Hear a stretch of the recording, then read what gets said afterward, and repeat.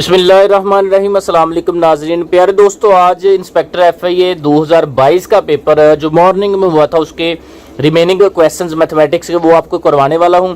इससे पहले भी मैंने यही पेपर जो था इसमें जो मैथ के क्वेश्चन आए हुए थे उसके ऊपर वीडियो बनाई थी। अगर आपने वॉच नहीं की तो डिस्क्रिप्शन में लिंक है, आप प्लेलिस्ट में जाके भी FIA की प्लेलिस्ट है उसमें जाके भी इसको वॉच कर सकते हैं। आज उसका पार्ट 2 है, यानी कि रिमेनिंग क्वेश्चंस आपको करवाने वाला हूं। कंप्लीटली वॉच कर लेंगे तो आपके लिए फ़ायदा है, अगर नहीं वॉच करें तो फिर आपका ज़ाहिर बात है नुकसान है, क्योंकि सारी चीज़ें आपको डिटेल वाइज समझाई जाएंगी। तो आपके रिसेंटली पेपर होने वाले हैं, तो पेपर में आपको फ़ायदा तभी होगा जब आप ये क्वेश्चन अच्छी तरह से समझ लेंगे, आपको आइडिया हो जाएगा, आपकी बेस बन जाएगी और आपको जो है नेक्स्ट टाइम जब भी सवालात आएंगे तो करने में आसानी होगी। आइए अब सवाल नंबर 1 को समझते हैं बगैर किसी देर किए कि अगर वीडियो को अच्छी तरह से समझ लेंगे तो फिर लाइक कीजिएगा अगर सही तरह से समझा लिया, अगर ना समझिए तो कमेंट में बता दीजिए कि सारे समझ नहीं हमें आई, ताकि इवैल्यूएशन हो जाए कि आप देखते हैं वीडियो को तो समझ भी आती है या नहीं। तो चलिए पहला सवाल लेते हैं। कह रहा है व्हाट परसेंटेज ऑफ 500 इज जी जो है 500 का कितने परसेंटेज है। अब इसका बिल्कुल बेसिक सा आइडिया आपको दूंगा, बेसिक सा प्रिंसिपल समझाऊंगा। व्हाट जहां पर भी आएगा इसका मतलब है कि आपने वो परसेंटेज फाइंड करनी है। अगर हम व्हाट को अगर एक्स फर्ज कर लें, परसेंटेज का मतलब क्या होता है? परसेंटेज का मतलब होता है जी 1/100। कोई भी चीज़ है उसकी परसेंटेज वो 1/100 आप कहेंगे। यहाँ पर अगर कुछ नंबर फिगर बताया होता तो वो उतना नंबर ऊपर आके नीचे 100 लगा देते। ऑफ का वर्ड प्रॉब्लम्स के अंदर मतलब होता है मल्टीप्लिकेशन। यहाँ पर ज़र्ब डाल दिया। 500 ये डिजिट है तो यहाँ पर आप नंबर ही लिख देंगे। इज एम आर का मतलब होता है इक्वल, यहाँ पर इक्वल डाल दिया। और जी का मतलब यहाँ पर जी ही होगा क्योंकि ये यहाँ पर फिगर के तौर पर यूज़ हो रहा है। अब यहाँ पर देखिएगा व्हाट परसेंटेज हमने निकालनी थी, तो ये सीधी सीधी सी बात है, ये सिफर और ये दोनों सिफर ये कट जाएंगे, ठीक है। तो x मल्टीप्लाई बाय 5 आ जाएगा, ये 5x आप इसको लिख सकते हो, ये बराबर है जी के, ठीक है। तो ये 5 मल्टीप्लाई कर उधर जाके डिवाइड कर लेगा तो हमारे पास आ जाएगा x बराबर है g/5। तो ये हमारे पास जो है जी आंसर आ गया कि x जो है वो g/5 है। What percentage of 500 is g। तो ये ऑप्शंस अवेलेबल थे, g/5 जो है ये हमारा राइट आंसर है। ठीक हो गया, ये बिल्कुल सिंपल सा है। जो जिस तरह से एक ट्रेडिशनल मेथड होता है, जिस तरह ट्रेडिशनल वे होता है, उसी तरह से मैंने आपको सिंपल सादा सा समझा दिया है। बिल्कुल अब आपको क्लियर कट हो गया होगा, ठीक है।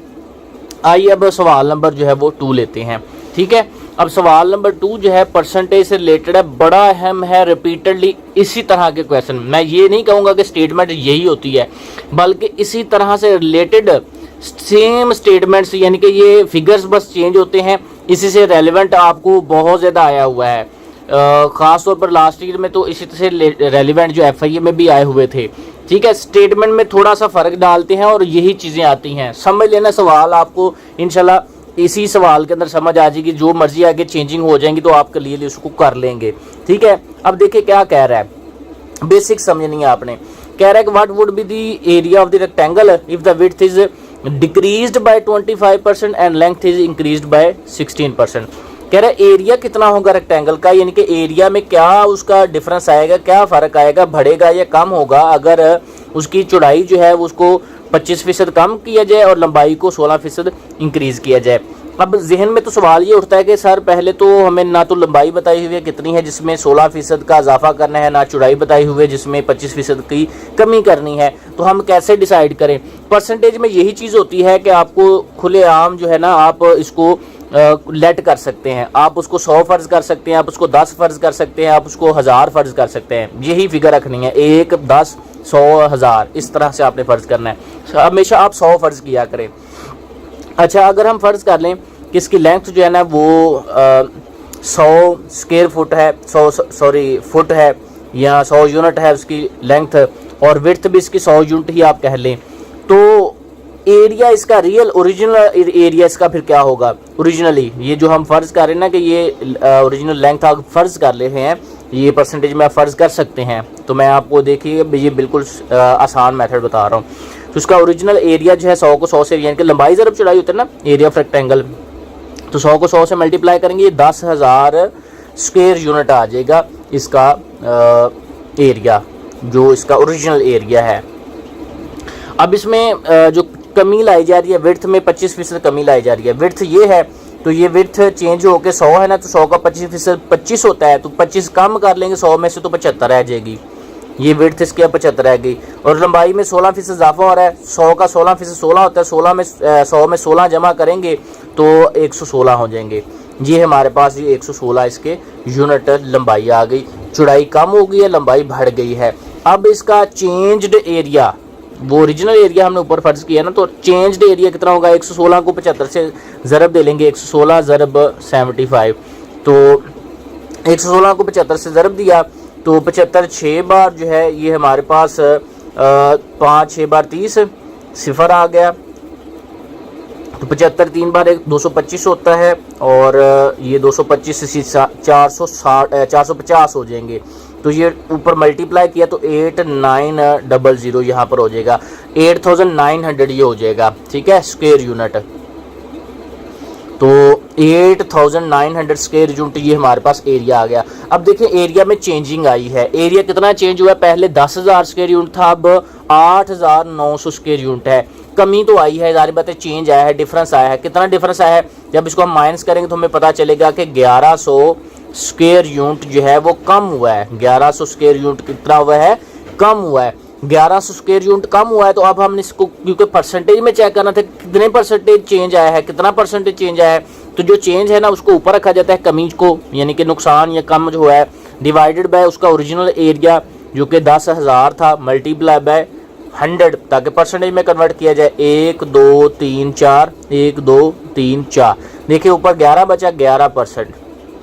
ये हमारा राइट आंसर है कि 11% जो है एरिया डिक्रीज हुआ है। आपने ऑप्शंस में देख लेना है, जहां पर लिखा हुआ है ना 11% decrease, 11% decrease in the area, वो आपका राइट आंसर है। मैंने तरीकाकार भी आपको बिल्कुल बता दिया है, जेन्युइन तरीकाकार है, आपने इसी तरह से आपने इनको हल करना है।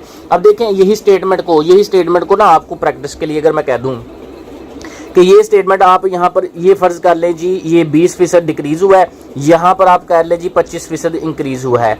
ये 20% विड्थ जो है वो डिक्रीज हुई है, 25% इंक्रीज हुआ है लेंथ में, तो तब आप निकालो कि चेंज इन एरिया क्या है। तो आप इसको निकाल के चेक करें, आपकी प्रैक्टिस हो जाएगी और इस तरह से रेलेवेंट आपको लाजमी क्वेश्चन आएंगे कॉम्पिटिटिव एग्जाम्स के अंदर, ठीक है। तो ये प्रैक्टिस लाजमी करके मुझे कॉमेंट सेक्शन में आपने इसका आंसर कर देना है। अब तक के लिए आपको वीडियो कैसी लग रही है जल्दी से मुझे कॉमेंट सेक्शन में बताना है और वीडियो को लाइक कर देना है।